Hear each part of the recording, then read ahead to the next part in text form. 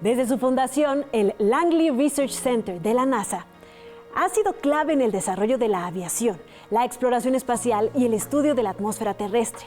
Ubicado en Virginia, este centro histórico no solo alberga estructuras icónicas como el gantry, donde Neil Armstrong entrenó para caminar en la Luna, sino que también es sede de pruebas avanzadas como los impactos acuáticos del módulo Orion.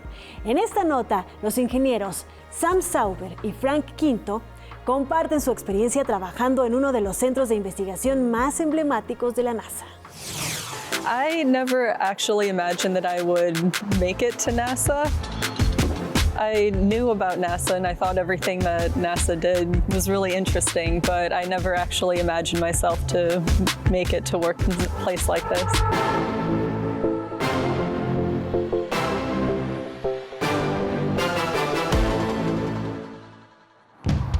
My name is Zauber. I'm a test engineer here at the 14 by 22 foot subsonic wind tunnel at NASA Langley Research Center. My name is Quinto. I am the facility manager. I have been working at NASA Langley for over 42 years. Well, the coolest part of my job is that I get to see things that are going to happen in the future, like the space launch system before we got to launch. The airplanes that we test will probably be flying in the future, years from now. And the other cool part is I get to work with wonderful people like Sam here.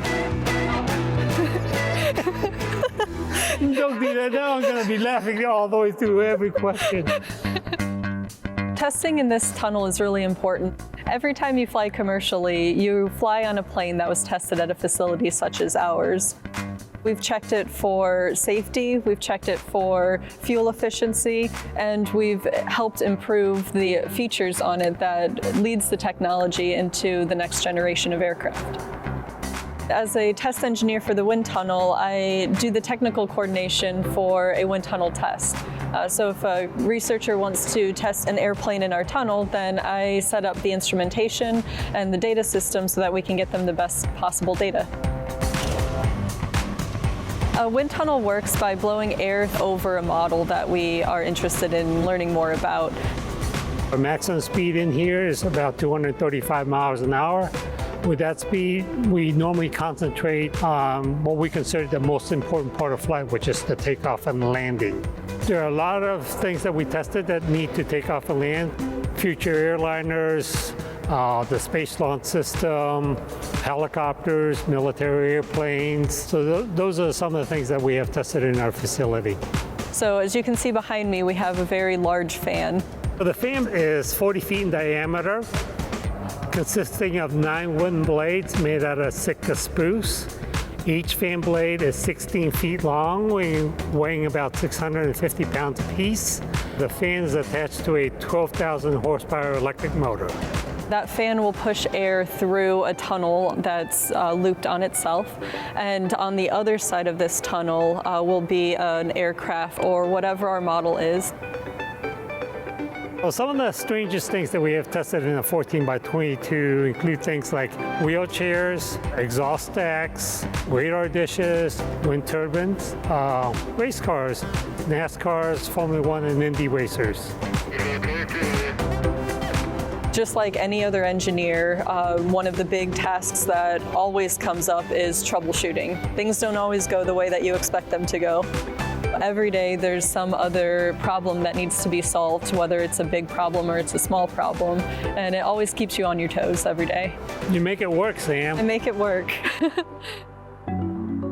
We do a lot of visualization in our tunnel, which includes putting smoke through the tunnel. Sometimes we'll put fluorescent oil over the surface of the model. And in these different ways, we're able to actually physically see how the wind is moving across different areas of our model. And I find that really interesting because I'm a visual learner. When I was in high school, my favorite STEM subject actually was chemistry. Thank you, Mrs. Maurer. She did a lot of labs that were hands-on. I think oftentimes people don't think of how important just tinkering with electronics or with technology really can be beneficial. Oh yeah, I did a lot of tinkering as a kid.